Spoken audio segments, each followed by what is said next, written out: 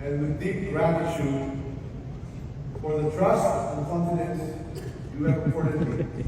Bye-bye. That trust has been the source Panalo tayo. of my strength in every day of service. Sad. When I assumed this responsibility, Mamimiss ko yan eh. Galing yan eh. I made a solid commitment that the House of Representatives would be the people's house. Say hi. Kongreso, Hi. bukas, tapat, Say hi. tulay na naglilingkod. Yet leadership also demands that we confront the trials of the present. Ayun, Marcos. In his recent State of the Nation address, our President reminded us that accountability must prevail Okay. Hindi, ano po. and that no one is above scrutiny. Oo nga, yan. I fully Yan and tuloy. unequivocally embrace that call. Good. Ganyan. Bye-bye ka na. The issues surrounding certain infrastructure projects have raised questions that weigh not only upon me, but upon this institution we all serve. Dang billion ah. Ang ating mga kababayan Hundreds of ay billions. nangangad ng linaw at higit sa lahat ng tiwala. Tungkulin natin ito'y may balik.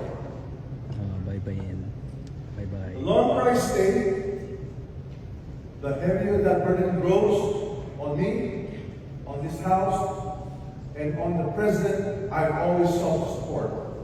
And so, after deep reflection and prayer, I have Dadasal ka made pala a ah. decision today with a full heart and a May clear puso ka pala conscience. ah. I tender my resignation as Speaker of the House of Representatives. Yun o, panalo na ang taong bayan. I do Panalo this tayo. so that the Independent Commission on Infrastructure may pursue its mandate freely and fully, Hindi, pinsan ka without ng doubt, Pangulo.